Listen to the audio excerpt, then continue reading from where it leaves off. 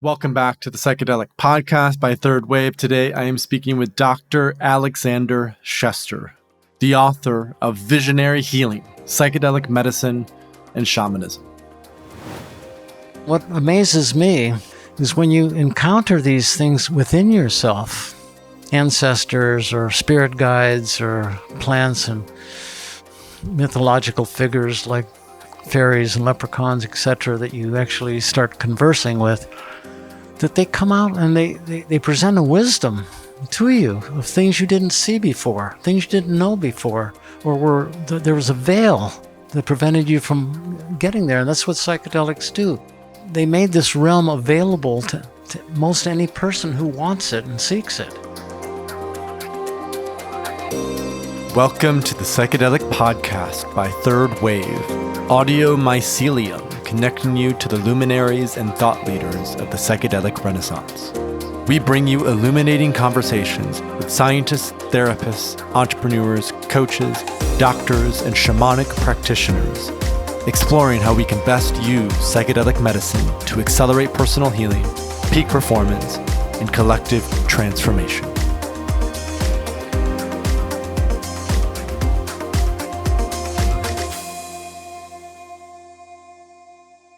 Hey folks, it's so good to have you here with us today. I'm so excited to have Dr. Alexander Shester, a psychiatrist who has been immersed in the world of the psychedelic underground for over 20 years. He is now retired, lives in Carlsbad, just a stone's throw away from my home in San Diego, and is a mentee of the renowned psychologist Ralph Metzner, who was at Harvard with both Timothy Leary and Richard Alpert back in the day.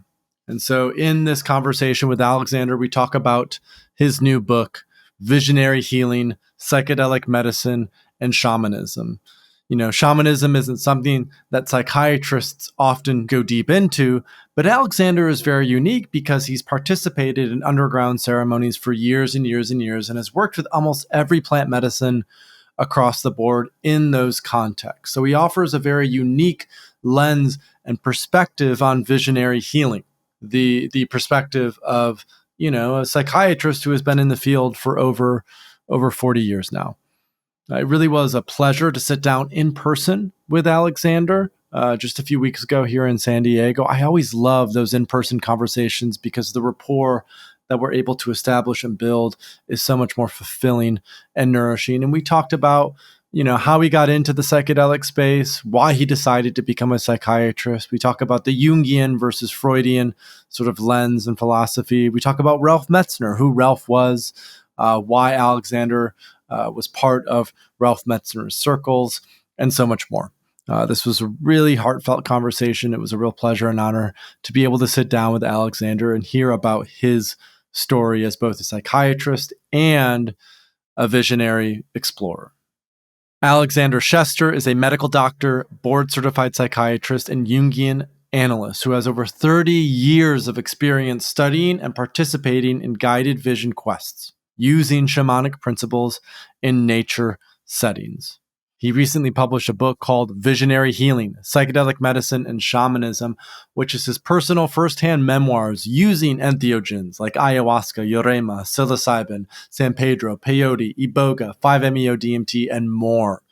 This book also contains information about these plant medicines, as well as synthetic entheogens like MDMA, and looks at them from a scientific, historical, mythological, and cultural lens using shamanic principles to orient and organize a safe and profound psychonautical venture.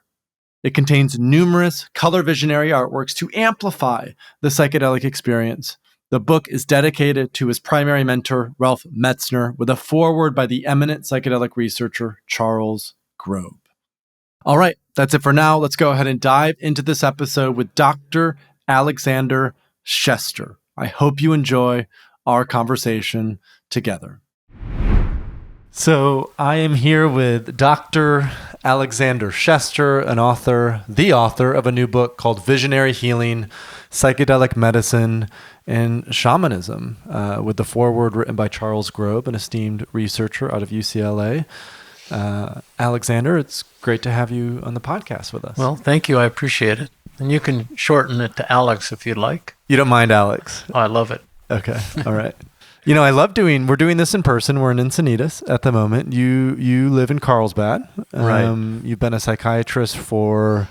Too many years. I retired at the end of 2015. And what has retirement brought you? Creativity, passion, and lifted the veil of responsibility from my shoulders that I carried for many years as a doctor and a psychiatrist, dealing with a lot of illness and suffering, trying to help. So a real freedom came from that into this next phase of my life, which I wanted to have some time to express myself artistically, musically, and now with writing. And this is the first book that you've published? It's my first book that I've published, yeah. And the design of it is very much visionary art. And it's one of my art pieces. And you were working on one just before you came over today for the I'm working on another one right now in my study, yeah. Tell it what's the creative process for visionary art? Just because a little context. Pablo Amaringo, who we spoke about over lunch, he's probably the best known artist for ayahuasca inspired visionary art. And we were just joking right before we started recording. It was like, maybe he just drank a lot of ayahuasca, and you're like, I think it would be hard to paint if you're in the midst of an experience. In the midst of it, for sure, because too much gravity holds you down. But the visions can persist, and after you've done a few sessions, they have a correspondence to a lot of the visionary art. And interestingly enough, he died, but he has a visionary art center in Pucallpa, Peru, and he has a lot of visionary artists carrying on his tradition, painting visionary art, and many of which are images that I put in my book. Because I feel that it's hard to sometimes describe the deep psychedelic experience in words and verbally, and I think, as we all know, an image is worth 1,000 words. And so I wanted that to be the art part of this book, to be part of the whole expression of what one can experience by doing deep psychedelic work. And his was very inspired by ayahuasca. Yes, and he was a shaman also. He was both shamanistically inclined as well as an artist. So you'll find a lot of people like that have an artistic predilection, as well as what they have learned from ayahuasca in terms of teaching and guiding others. And so for you, what medicines have been most instrumental in the visionary art process for you? Well, I think they all are. The ones that I emphasize in the book are ayahuasca, psilocybin, San Pedro cactus, and peyote, and iboga.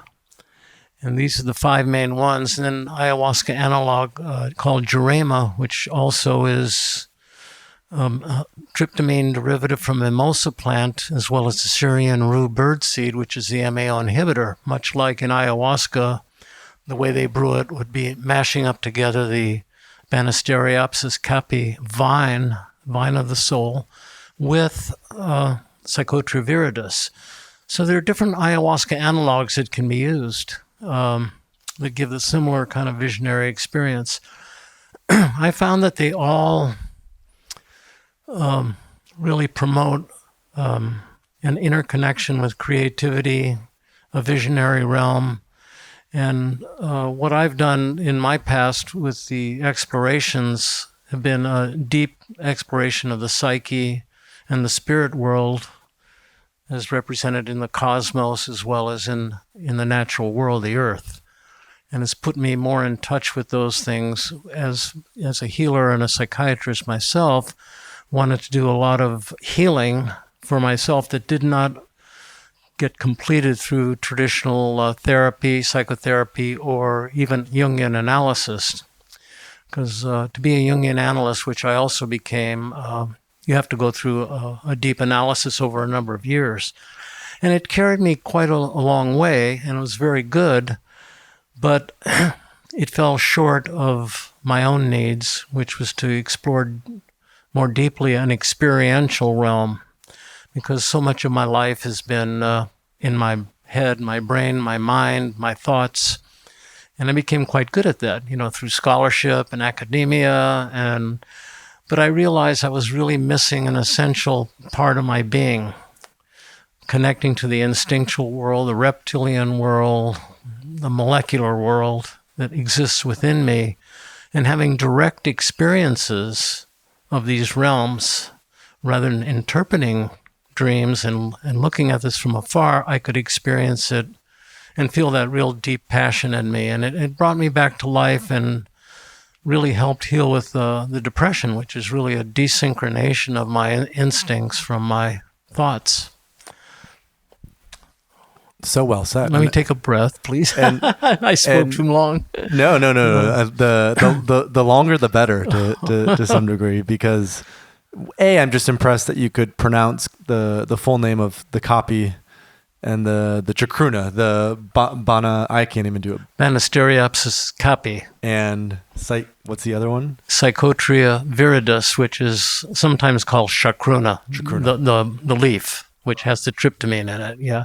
And the Banisterius copy is the MAO inhibitor, the harmaline component of it that allows the tryptamine to not get metabolized so quickly by the brain, and therefore it can rest on the serotonin receptors, and whatever the gateway that it opens, it does. Across the blood-brain barrier that way, right? Yeah.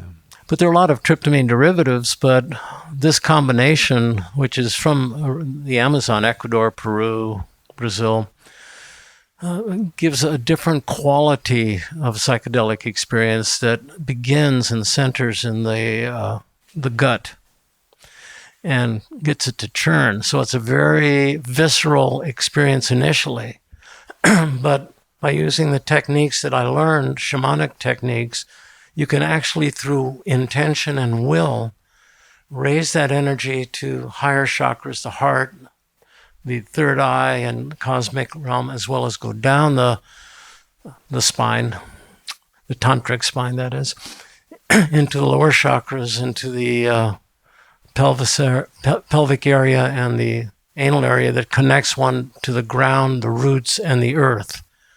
So this experience with ayahuasca is a very visceral one that usually causes a purgativo, or you purge, vomit, and sometimes the other end also. Mm-hmm. It's a cleaning out procedure of both the physical part in the gastrointestinal system, but also seems to have a psychological component that cleans out a lot of the psychological toxicities that accumulate in each of us through the tribulations of life, living, traumas, suffering, and drama, and everything else. Mm-hmm. So at the end of an experience like that, although it's a little difficult when you get nauseated and have to purge, after that a relaxation state occurs, and the visuals really come out very, very beautiful, and it's impressive to watch until you are reminded that you have an intention that you've developed, which means that you have questions that you're wanting to ask. There's a bridge that goes from this world to that world, to the other world, to the world of the transpersonal realm, of which you're beginning to ask questions that were really hard, have been veiled at least, and hard to get access to during our consensus trance reality. So this allows us to have a bridge. The intention is the bridge that allows us to go into that transpersonal world and have meetings with remarkable allies, spirit guides, ancestors, and things that, and the natural world that are hard to see in daily life, But you have to prepare yourself for a safe journey, because it can be quite an experience and harrowing. It's like going, as I'm quoting Jimi Hendrix, to the outskirts of infinity that exists within each of us. And it's like going on a traveling adventure. And you don't know quite what you're going to see, but the questions, the intentions that you have often are heard and responded to. Aldous Huxley talked about this, I believe, in The Doors of Perception, and he wrote this in the 1950s. And his point was, over the span of industrialism from, the 15th century up until really the 20th century, we had done, as a sort of global citizenry, we had explored every outer reach of the earth itself. Now, one could argue that there's still space and all these things beyond, but in terms of earth itself, Huxley said, we've done all of that exploration. Now, the greatest exploration that we have in front of us is the antipodes between the antipodes of the mind. And so that inner work, that inner exploration, which Jung was so well known for talking about the collective unconscious and these archetypes that exist, and, kind of what you're talking about with the plant medicines and ayahuasca and iboga and psilocybin and wachuma, they act as that bridge then between, as you said, consensual reality and these transpersonal realms where it seems like anything becomes possible. Yes. A lot of that used to be contained by religion. Churches, religions, temples, organized religions. But as Jung pointed out, that kind of dried up for a lot of people. It wasn't enough to just listen to a rabbi priest give rote answers to the bigger questions in life. And he felt that the unconscious part of our life needed to come alive again, to bring passion. And that what religion couldn't contain, that psychology was now the 20th century, now 21st century way of approaching the spiritual realm. And this was Jung's contribution because, as we know, Freudian analysis and other forms of psychotherapy are not involved with spirituality. So to me, Jung was one of the early pioneers of blending psychology with spirituality as being a truth that exists within each of us that we have to find if we are to fully manifest our lives, and bring back that sense of spirituality through direct experience rather than through the words of other people and, laws and rules.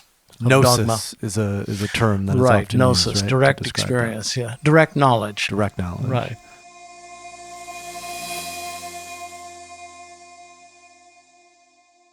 After hundreds of conversations with our listeners, we found that the single biggest problem when most people begin to explore the world of psychedelics is sourcing the medicine. So we've developed a creative solution, Third Wave's Mushroom Grow Kit and video course.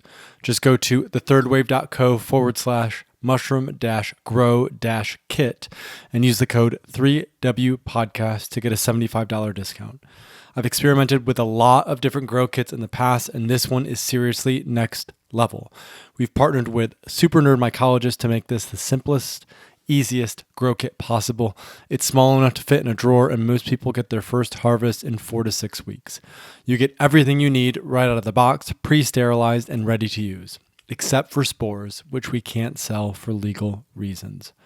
And speaking of legal issues, growing your own mushrooms for quote-unquote scientific purposes is 100% legal in 47 states. You can have your private supply of medicine without the risk. Our course also comes with a step-by-step high-quality video program showing you exactly what to do when you receive that mushroom grow kit. No blurry photos or vague language. You'll see exactly what to do each step of the way. Yields range from 28 to 108 grams, so this more than pays for itself in one harvest. Plus, you can get up to 4 harvests per kit. This is the simplest way to get a reliable supply of your own psilocybin mushrooms. Again, just go to thethirdwave.co/mushroom-grow-kit and use the code 3WPodcast to save $75. The number 3, the letter W, podcast to save $75. So one of your teachers was Ralph Metzner. Yes. And I'd love for you just to tell us a little bit about who Ralph was, what you learned from him, maybe how he changed the trajectory of your own path and your own life. Bring us a little bit into that story. Boy, that's a long a long question, a longer answer. Ralph Metzner, for those who have not heard of him, started this psychedelic research back in the 1960s at Harvard in the psilocybin studies, and he worked. The three people, Timothy Leary, and Ram Dass, who was Richard Alpert, and the youngest of the bunch, Ralph Metzner, were doing research at Harvard, and they each had their different trajectories. As we know with Tim Leary, he tuned in, and really dropped out. Richard Alpert became Ram Dass, and a very powerful friend of Ralph's too through his life. But Ralph had his own path, and he continued to study various forms of meditation, energy, life energy experiences with yoga, and started resuming psychedelics, and started these visionary circles, he called them, which were for the deeper exploration, the use of psychedelics as medicines for healing and for visioning.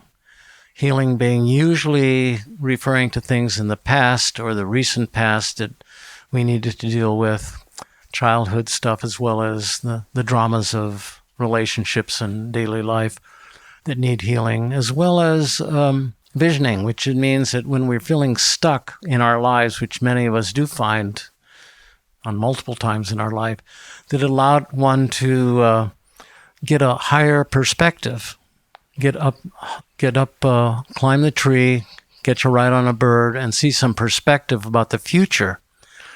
In each of the past and the future, whatever lessons or insights we got had to be brought back to the present, because that's where the action is with each of our lives.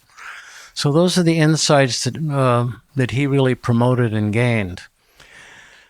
And what prompted one of the reasons I wanted to write this book was I worked with him for over 20 years doing multiple visionary quests in different natural environments, in nature, but usually within a house or a hut, sometimes outdoors, but in natural settings, the desert, the mountains, various things like that, retreat centers, where we would spend, before we took the psychedelic, we spent a whole day alone, each of us in the group, finding our own experience, developing an intention, and connecting with the natural world. And of course, this somehow informed our intention, as well as when we had the experience with the psychedelic, it promoted our nature-relatedness and got us deeper into the natural world and our environment and our ecosystem that each of us live in. So anyway, he was, with this recent renaissance of the psychedelic bandwagon, I call it, most of the stuff has been at research institutions, universities and all that. And Michael Pollan's famous book, I think, brought out the importance of psychedelics to the collective population. However, he's not mentioned really or emphasized in any of Pollan's works or a lot of other people right now. And so I felt that the powerful teachings that he was a brilliant man who was a scholar in mythology, history, not only psychedelics, but storytelling. He was shamanic drumming and vocalizing. He would chanting. He would bring all these things to the circle. And he was, I feel, largely ignored as a real pioneer of the psychedelic Renaissance. And I felt the need to bring his teachings to life by my experiences with him and with these various powerful medicines I mentioned, and how it changed my life and helped me. So they did finally create a distinguished professorship for Ralph Metzner, Dr. Metzner, at UC San Francisco, my medical school alma mater, for doing psychedelic research. As a matter of fact, later this month, they're going to have a dedication of this This to is with him. Robin Carhart Harris. Was he? Robin Carhart Harris is the main person in charge of the center there at UC San Francisco. But to honor Ralph Metzner.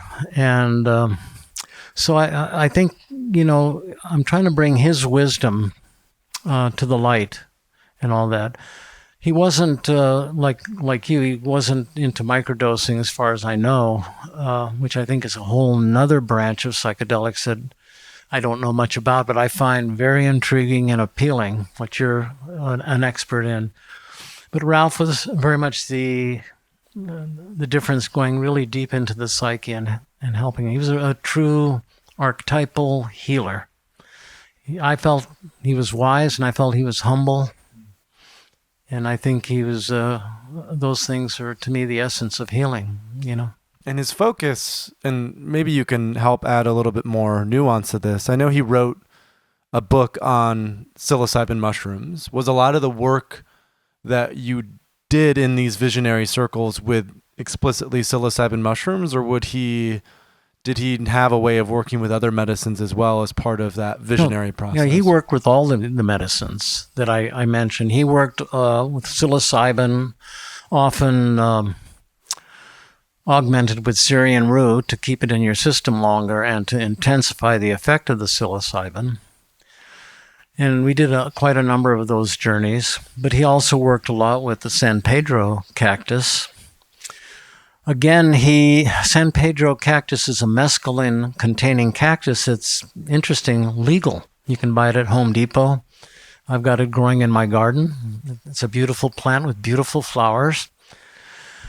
But you have to take an awful lot of it to feel anything. So he would often augment San Pedro with small microdoses, not microdoses, medium doses of LSD or psilocybin or 2CB, a synthetic hallucinogen, in smaller doses that would activate the cactus and bring out the mescaline visions. Because we know that the other cactus that has powerful mescaline visions is peyote. Ralph didn't use peyote in his circles because he felt it really misappropriated what the Native Americans were trying to do and use as a sacrament, as well as the fact that there is a depleting resource of everyone harvesting peyote with development, and the whole ecosystem for peyote became rarefied. So he honored that request not to use peyote. Although prior to my work with Ralph, I worked with a peyote medicine man from Shiprock, New Mexico, and we did a number of visionary circles. This was in the 80s, before I hooked up or met Ralph. So I had experience with these mescaline visions beforehand, which are very, as you probably know, very heart-centered, very emotional and heart-centered, but also put you in touch with the Creator, which is a direct connection there that you could experience that was alive. And so he used San Pedro, and then he used ayahuasca quite a bit, and occasionally he would bring iboga from Africa, which is comes from the bark of the iboga, Tabernanthe iboga shrub that grows in Africa. And he made it into a medicine, a liquid medicine, usually with a little alcohol to extract it. And we used that several times, and I'd have to say that kind of was a little too much for me. It kind of blew me away. It made me so ecstatic and high, and it didn't come down for a day or two. So it was a little bit too energetic for my liking, but very, very visionary and very powerful. And I wrote about my experiences with each of these medicines, what it's like to have them and go through these deep journey, presenting my issues that I needed for healing and the areas in my life that I felt stuck, primarily in work. I felt dried up and tired of hearing all the suffering and pain and angry patients and people that were disrespectful, these negative aspects of being a psychiatrist and a healer that we all have to put up with. But those things would clog up my bones. and I had to somehow have a way to release them and get these insights of how to do it.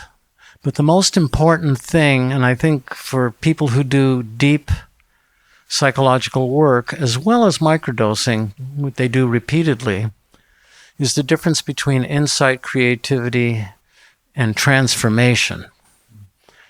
The insights come quickly and are powerful and are wonderful and get your neural pathways out of your stuck loops. You see different things, different directions to go, revisit your past traumas and can view them from a different perspective, this time from an adult perspective.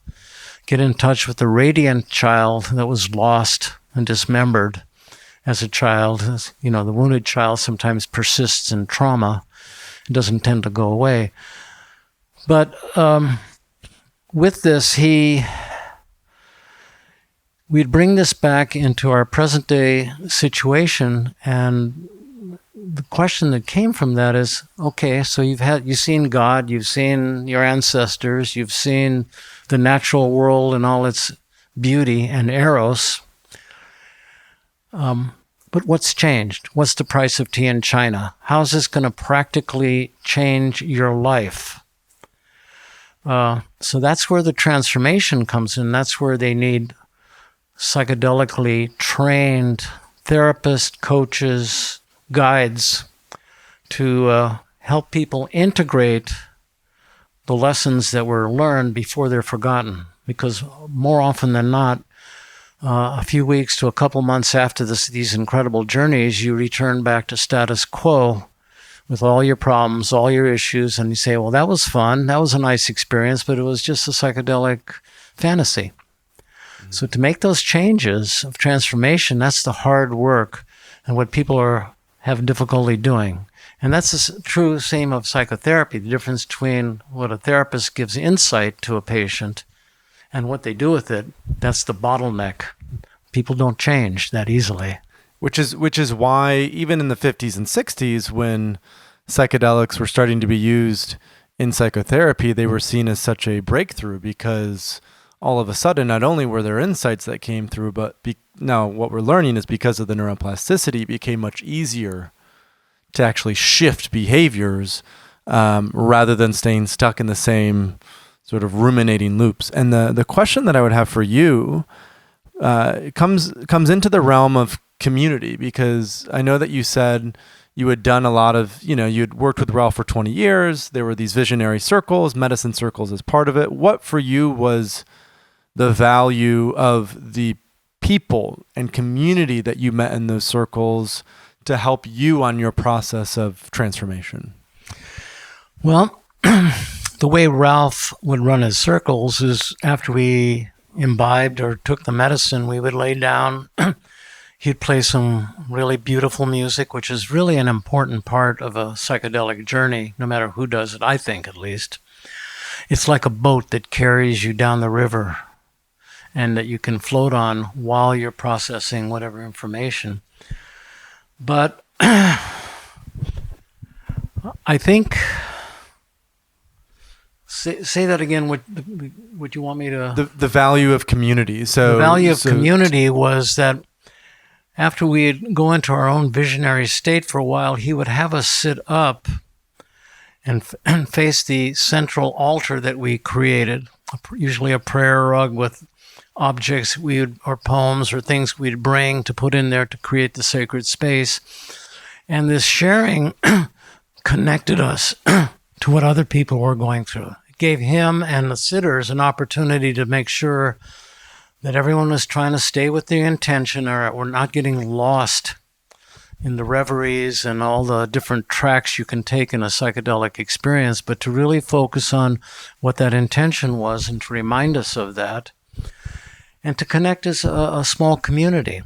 And I found that was very powerful. We did rounds where we would go down, be individual, come up and sit up and share. And usually when we were really in the initial psychedelic phase, it was hard to say words and verbalize, and he would not want people to do that because it would intellectualize an experience.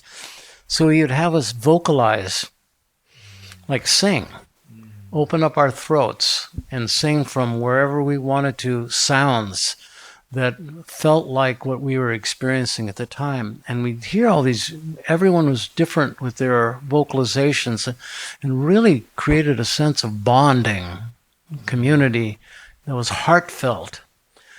And then as the rounds continued, we'd begin to verbalize a little bit more, but short. And then when everything was over the next day, we would have an integration round where we would actually speak what our intention was and what we learned as part of the first step of integration. And I found that sense of community was very powerful, except there were some circles where I work with the Spirit Eagle where he'd have 20 or more people there in the circle. And people didn't quite get it. They were run very differently. Although we had our shamanic drumming and chanting and all that stuff, when people spoke, they went on. And when you go around, do a round with 20 people talking about trauma, I tended to get lost and a little bit fatigued. So too much community may not be great. Just enough people, 8 to 10, maybe 12 of voyagers, I think was a good size. And part of it was respecting the structure that Ralph set up. Whatever shaman or leader creates a structure, it has to be confidential because it's still illegal. But also we had to respect the boundaries, because often people would get carried away with wanting to have the entertainment value of a psychedelic and go off on a hike, strip down, and that was no, we couldn't really do that. So he had to try to contain that. The book I wrote, though, is how to create a circle or how to choose the right type of circle for each individual.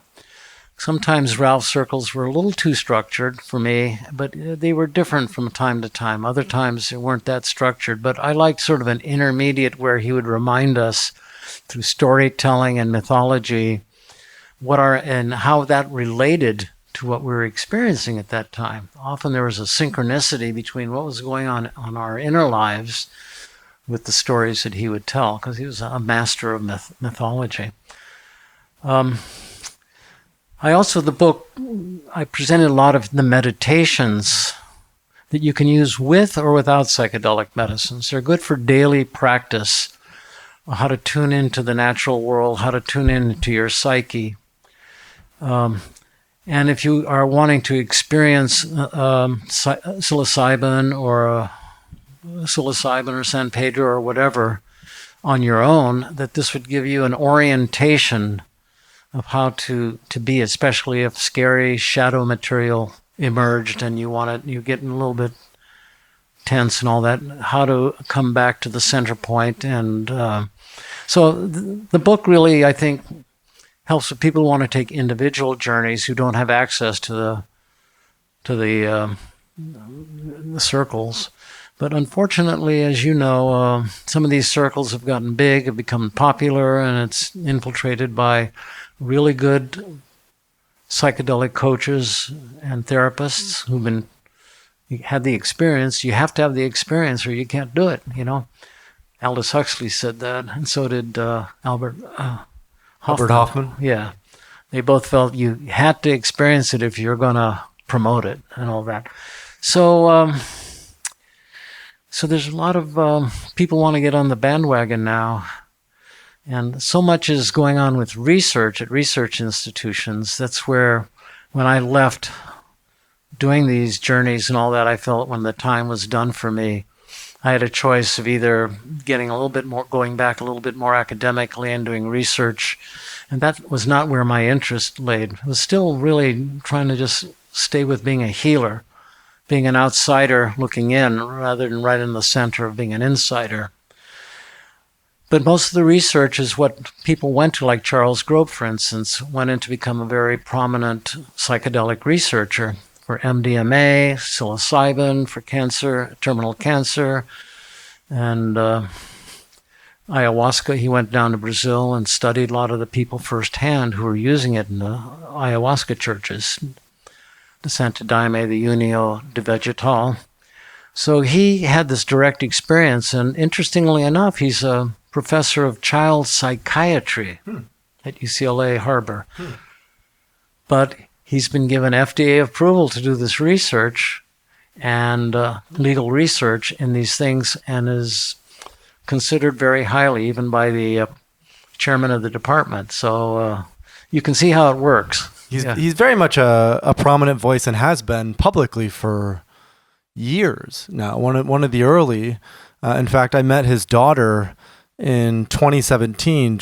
I met her at a conference, the last MAPS conference that they had in Oakland in 2017, and she ended up writing a feature on my microdosing coaching for Rolling Stone, which was sort of a cool little coincidence. So I've never met Charles myself, but he, I know he's doing a lot of important work on the research elements, and he's been a prominent voice in the space for a long time. Yeah, I was fortunate that I knew him and worked with him during these circles with Ralph for many years. Got to know him, and we knew each other. And then I asked him if he'd write a foreword for my book if he felt it was worthy.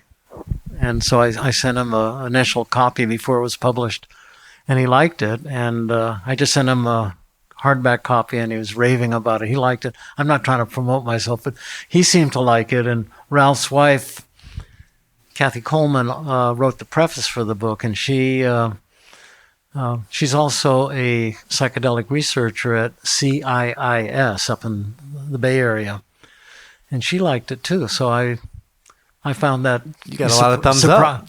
Yeah. I got a few thumbs up because you never know when you write something how it's going to take or whether it's worthwhile or not. But if they liked it, then it's good enough for me. So tell us a little bit about, and you've hinted at this here and there, but why did you choose to become a psychiatrist way back when? And how did your work with psychedelics influence the evolution of your practice, your perspective, how you went about your work? Well, I went to medical school with the idea of being a cardiovascular surgeon. Yeah, it was in my blood even since a young 10-year-old to be wanting to be a surgeon and all that, because I had a surgery as a kid, and it got me all interested in medicine. So when I got accepted to UC San Francisco, I chose that one over a couple others, but I went in to want to be a surgeon, but I got disillusioned by the type of mindset of a lot of surgeons, the competitiveness, the arrogance. And I think it's a very great field, and I kind of miss not doing that. But I also was more philosophically inclined and artistically inclined, and I wanted more balance in my life. And to be a surgeon, you had to really make it pretty much full-time, 24/7. So I wanted to get together the creative, philosophical, I like reading good literature and things like that, and bring it in and meld it with science, which I also really loved, and sort of evolve in that direction. But I went through a divorce during my medical school days, and it turned me upside down in terms of my values and made me rethink everything. And I became interested in the psyche. I first became interested in Jung at that point. And I went on and decided I was hoping to I'll blend science with all the philosophy and stuff and become a psychiatrist, only to find out that psychiatry was more interested in neurotransmitters and brain chemistry and how that affected all the psychopathologies. That the emphasis was shifting away from analysis and psychotherapy to more medicalizing it into neurotransmitters. Very important to learn, very important for me, because I used medicines in my practice with patients. However, it was very reductive and limiting, and I realized the difference between being intelligent and having consciousness. And the consciousness was much more appealing to me, to study that and to be involved in that. Plus, I had, in my youth, I had some adventures or misadventures with LSD trips during the 60s when it was all happening. And that kind of unfurled my brain into thinking differently and all that. So I thought that becoming a Jungian analyst would balance me. But as I mentioned, it became too intellectual for me, and I needed to get back to the direct experience, the natural world, and try to get to the essence of what was depressing me, which I found through psychedelics, and it really helpful. So I was fortunate enough to be invited by a friend and interviewed by Ralph, who I got invited to the circles and started working with him. This was after my work with Peyote and Spirit Eagle. And just found that took me into a deeper level of experience than I'd ever had before. And it confirmed Jung. It didn't contradict anything that I learned. Jung believed himself that for schizophrenia, there must be some unknown circulating chemical that caused it, but he didn't know what it was. And so he wasn't opposed to psychopharmacology, it just wasn't known at the time. And I think Jung he was a transpersonal person. If you almost look like at his shaman in some ways, with the red book and the paintings. His paintings, his mandalas, his studying other cultures, his travels to Africa, Egypt, India, Taos Pueblo to really get some confirmation about the collective unconscious from a non-white European perspective, intellectual perspective. He actually walked his talk and did that. And I think I found that intriguing. And I found that a lot of my own depression was I didn't walk my talk. And I got disconnected from my instinct, the reptilian, mammalian, emotional part of my brain from the thought processes, as I mentioned. And I think that these medicines reconnected me. Because when I became a reptile, in cold environments, they're not very functional because they're cold-blooded. But in nature, they had a purpose and intention to survive, to procreate, to eat. And so that was a part of the brain that I felt was very important to feel alive in your day-to-day behavior and wherever you work. And what it did, the psychedelics, is reconnect my instinct, the instinctual level, my body level, to my mind level. And this connection, this balance, I think allowed me to become creative and to deal with my isolation as being a psychiatrist, being different than the middle-of-the-road crowd, and come to accept who I was, instead of trying to be the good psychiatrist. Right, fitting into a model that fitting into did not work for one you. mold. It didn't work for me. And I'm a very practical person. If it works, stay with it. If it doesn't work, keep moving. Keep moving, keep moving. And I see that as a metaphor for living, is to keep moving until the day you die. Keep moving, keep digging. And I think the thing that you're touching on, I wouldn't go so far as to say that psychiatry is broken in terms of the mainstream approach, but there's the Freudian, I feel like most mainstream psychiatry has been built on sort of a Freudian perspective. And what I've seen time and time again is those who have somewhat of a background in Jung and they come into this have a different perspective about, let's say, the mind-body connection and all of these things that we're talking about today. And I'd love to hear your thoughts on kind of the way that I would frame this question is, do you think the integration of visionary medicine will make psychiatry obsolete? Not in my lifetime. Okay. I think psychiatry is looking for the new savior for mental health. Right now it happens to be ketamine, and which works on a different neurotransmitter system. And also with these studies, MAPS and all these things with psilocybin, MDMA,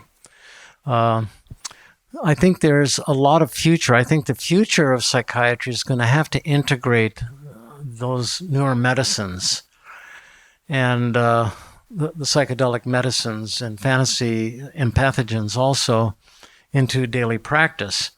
My concern is that most psychiatrists these days are not people I would want to go to personally for my own healing, because they're smart and they're very good with medicines, and those can be very helpful for half the people. One thing I became clear as a psychiatrist prescribing medicines is that maybe, especially with my emphasis and specialization in affective disorders, depression and anxiety, is that the antidepressants, SSRIs, SNRIs, would maybe help a third of the people, although they have to put up with side effects often. About another third of the people may get partial improvement, and then another third, or 25% to a third of the people, would be treatment resistant. And you'd have to make all these, pile one medicine on top of another to see if you can get them to function. Because the basic practical goal for me as a psychiatrist was to improve functionality in people that were not functioning socially, at work, relationships, and having any pleasure in life. And these are people who are pretty severely depressed. I didn't deal with the walking wounded as much as I did with severely depressed people. So it was quite a challenge for me.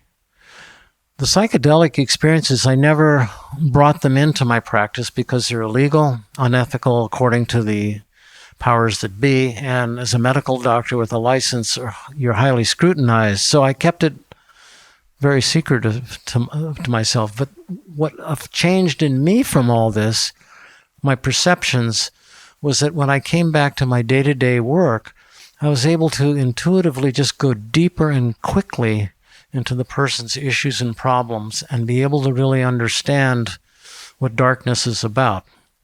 One thing about depression is you understand images of darkness. And when a person's very depressed and in a dark place, when they know and you can empathize and relate to their darkness because of your own experience, that depression became a window into me understanding them. Cheerleading or slaps on the back, oh, it's going to be okay, that doesn't really help a person when they're deeply depressed. So these psychedelics really allowed me to promote, number one, besides re-energizing my hope and my motivation to continue work over many years, it really allowed me to work more deeply with people. And they saw me as a little different than the other psychiatrists that they went and saw. But I had my, like I say, as I was told once before by one of my analysts, if you want to take credit for your successes, you have to take credit for your failures. And so the thing about working with people on a day-to-day basis is you learn from your patients, you learn from them, and they see right through you. If you try to BS them, they'll call you on it. So it's a very humbling experience. You're always being thrown back on yourself. They mirror a lot of your stuff, and you have to come to terms with who you really are and what you're trying to do. That's one of the things that makes the profession difficult, but also sacred for me. And I love how you ended that, because I think the sacredness has been really ripped out of medicine, as there's been an emphasis on, specifically with psychiatry, hey, just, take this pill, and it's become a little, it's not shamanic in that way. And that was sort of the next question that I had is, what can shamanism teach us about the self that might be helpful for any psychiatrist or psychotherapist or anyone else that's listening to this? Well, in one word, orientation into the psyche. And one thing that when you look at the research protocols, which are done in clinical settings, not nature settings, and they don't use shamanic orientations or ideas, that's what leaves me a little cold, even with what's going on with the present day research. But they're researching what is safe and whether these medicines can work or not with these various psychiatric disorders. But shamanism, where it helped me and what Ralph did, was to bring this into our modern culture, into psychology. And as you may know, shamanism is not a religion. So you got Christians, Buddhists, Jewish people, Islamic people who are open-minded, and pagans, even atheists who can benefit from this. It doesn't matter what your inclination spiritually is, but it's a way of orienting one toward, instead of believing in faith from what other people do and say and learning the dogma of your particular faith or religion, that you have a direct experience. And this is what the shamans of old in indigenous cultures, both extinct and extant, have learned to try to put their clients, their patients, into having a direct experience where the teachings come from the plant or the chemical, synthetic chemical, depending, and those were the teachers. Not the medicine man, not the person, not the guru who holds all the answers to all the big questions in life. Nobody has those answers, and when we project that onto a guru or to a shaman, we disempower ourselves. Because what we have to do is learn that we have our own power, one unit of it at least. And if we give that away, you're just giving that power over to someone else, a priest, a shaman, whatever. So the idea is to find that psychedelic, whatever the medicine is, to find the answers. And what amazes me, because I don't like to say I'm wise, because I've been inflated to say something like that, is when you encounter these things within yourself, ancestors or spirit guides or plants and mythological figures like fairies and leprechauns, etc., that you actually start conversing with, that they come out and they present a wisdom to you of things you didn't see before, things you didn't know before, or there was a veil that prevented you from getting there. And that's what psychedelics do. They made this realm available to most any person who wants it and seeks it, versus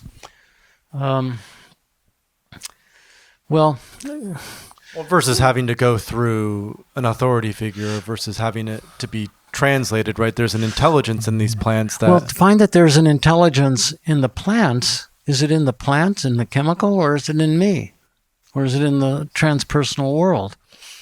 But to find that when you wake up from this and come back to consensus reality, that there was something wise that came to you that you can actually take back and integrate and do something with, well, that was remarkable to say, I didn't know I had that wisdom, because it's really, everything is within yourself. I mean, ultimately, we don't know that for sure, but there's consciousness beyond ourselves. But ultimately, whatever comes, I didn't know I had that wisdom. Where did that come from? But it's really inner work. Well, it's ancient. There's sort of an amnesia that happens when we live in everyday life, when we live in these industrial, square boxes, so to say. And so something that you've touched on again and again is this importance of nature-relatedness, right? Because when we get outside of this sort of domestication that we've been raised within, when we work with plant medicines, when we spend time in nature, when we go into these different shamanic practices, all of a sudden there's a remembrance of this really primal, wild part of ourselves that's been stuffed down for, not only in our lifetimes, but our ancestors that have come before us for maybe 3 generations, 5 generations, 7 generations, right? We as a Western people, we're very disconnected from that primal, indigenous, shamanic wisdom in many ways. Yeah, I used to take Abraham, Isaac, and Jacob, my Jewish ancestors, on a motorcycle ride with me while I was, of course, when I was in a trance state, not really riding the motorcycle. And they would ask me about what's going on in life. What's your life about? And I said, well, I'm having this problem, that. Well, how did you deal with it? I would ask them. There's this reciprocity that occurs between ancestors and your present life that goes back and forth. They want to know what's going on so they can stay alive, and we want to know how they dealt with it. And I think that's very powerful thing. But getting back to nature-relatedness, my other book, this that you're working on, right? It'll be out in a couple of years. If I have now with retirement, you have all the never mind retirement, right? yeah. Nature-relatedness is interesting because the lessons from nature are very important. And one of the things that one has to ask with psychedelic consciousness is to change your values. Does it make you more moral? Does it make you have a different kind of value system where you appreciate the earth, where you come from? And I think these key words that when you see what's going on in nature, whether you experience it or whether you read about it, are things like symbiosis, mutuality, reciprocity that occur in the natural world, that it all is this interconnected ecosystem that keeps things alive. The brain of the earth may be the mycelium of the mushrooms, who knows? The Gaia consciousness, or whatever you want to call it. It somehow is a dance of adaptability, is another word. And that has to do with survival. And survival, when you see that under the influence, you see that survival of this planet, you hear the cries of nature, you become aware of it. It's painful as a human being to get that in touch with and say, can you do something about it? In one of my visionary states, I met the queen of the rainforest, which is powerful. And it felt real. And she embraced me and said, if you love me, I will love you.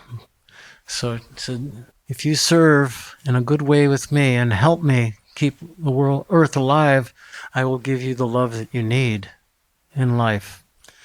And she embraced me and she gave me a kiss. And from that, she put a seed from her into my mouth and then said, go plant the seed and take care of it and let the tree grow and take care of it and take care of the earth. And I will continue to love you and protect you. That's a very powerful statement. Maybe it's a fantasy, but it was very powerful at the time. And did it change my values? Yes, it did. I have to become more aware of my ecosystem, our waste, the pollutants, all the things that, and as you mentioned, our amnesia of the natural world. Nature deficit disorder, they call it. Children are not being raised in nature, but in classrooms and buildings, and there is a dissociation. They don't know what nature is, and so they don't obviously value it. And that's one of the things I think that all of the psychedelics that we talked about, all of them have, all the roads lead to the natural world. Kind of brings us back into relationship with the wild, with the primal, with the undomesticated. And for me, it was, many 12, 13 years ago when I started working with psychedelics, this was the core teaching that arose was there's so much to learn from that ancient primal wisdom. And the reason you feel miserable or depressed or anxious is because you're out of touch with it, or you're disconnected from it, or you've forgotten about it. And so again and again, the teaching was come back into the woods, take care of the earth. And in doing that and in teaching about that is, it creates an optimism and a hope for the future. Well, as a young man, you, not me, I'm an old man, you're wise beyond your years. If you did this 10, 15 years ago, you reached for the secrets too soon, as Pink Floyd said. And but it's wonderful that you've carried on and are doing what you're doing. The other important thing, I don't know if we mentioned this, is the teachings of the shadow. Because everyone wants to be enlightened. Everyone wants to go straight up to paradise, paradiso. And they want to short circuit that through New Age or whatever. But really, and as we've talked in the past, this idea of facing your pain, being pulled down from behind, enclawment, endarkenment, into facing the pain which most people would prefer to avoid and not go into a journey into hell, the inferno.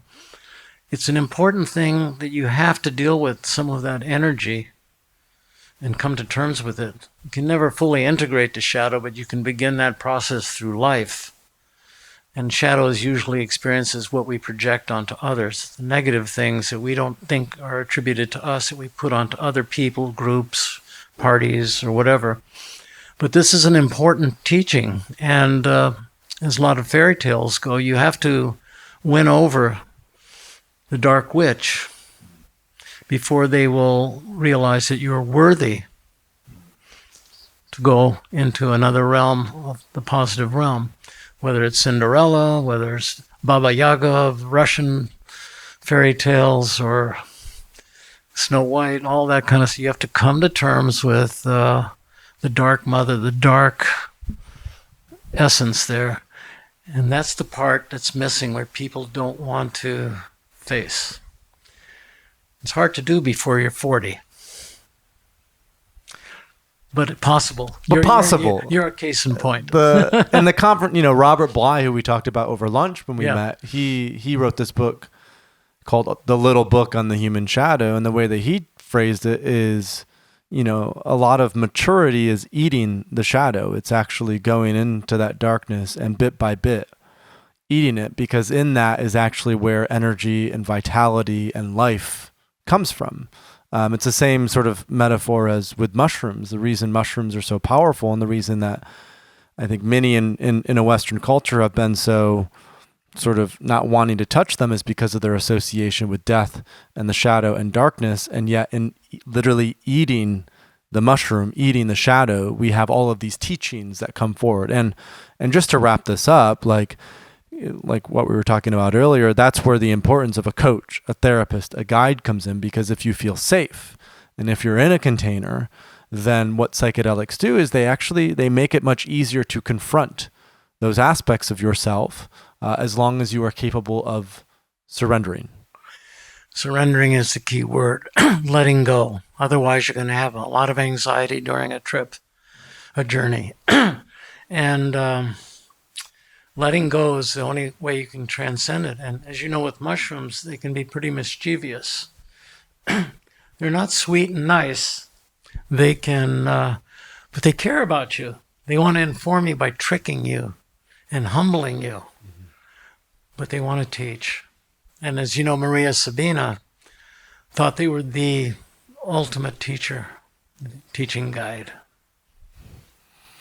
So, Dr. Alexander Shester, author of Visionary Healing, Psychedelic Medicine and Shamanism. Any final sort of words of wisdom to share with our listeners before we send them off on their day? Be careful who you choose to work with, that they're experienced.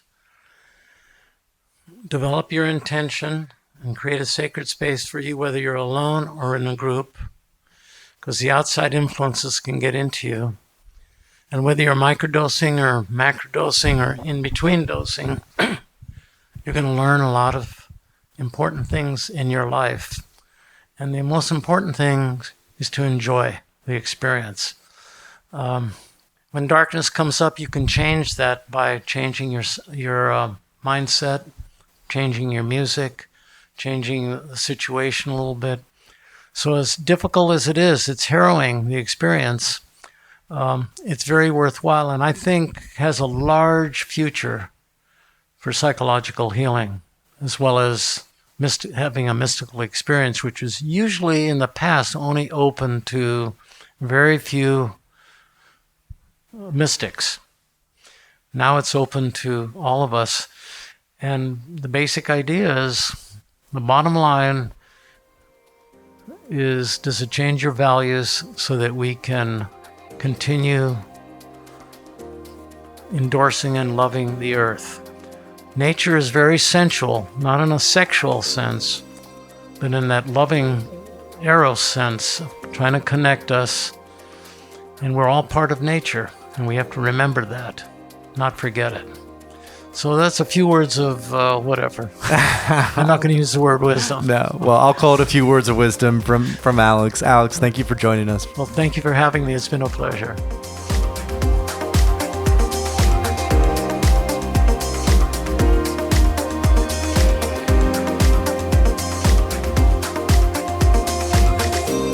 Hey folks, this conversation is bigger than just you or me, so please leave a review or comment so others can find the podcast. This small action matters way more than you can even imagine.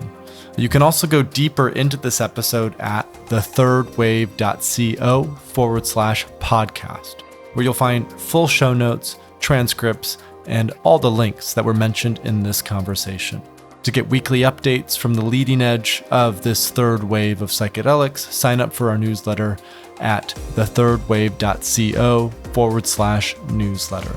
You can also find us on Instagram at thirdwaveishere or subscribe to our YouTube channel at youtube.com/thethirdwave.